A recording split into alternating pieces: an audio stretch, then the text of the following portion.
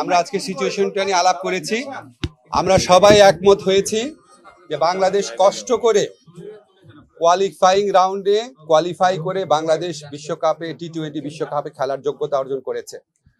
আমরা ক্রীড়া পাগল নেশন, আমরা ক্রিকেট ভক্ত নেশন, আমরা অবশ্যই খেলতে চাই, কিন্তু এটা আমাদের জাতির অবমাননার বিনিময়ে আমাদের ক্রিকেটার এবং আমাদের দর্শক, আমাদের সাংবাদিক, তাদের নিরাপত্তার বিনিময়ে, দেশের মর্যাদার বিনিময়ে আমরা বিশ্বকাপ ক্রিকেট খেলতে চাই না।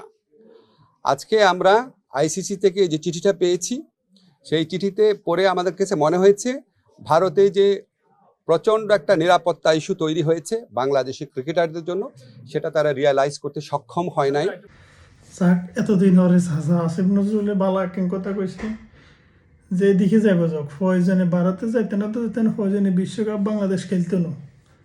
তারপরেও কি ভারতের সাথে কোনো আপোষ নেই, দেশের মান সম্মান এটি হচ্ছে সবচেয়ে বড় জিনিস। কোনো প্রকারে ভারতের সাথে আপোষ মানা যাবে না।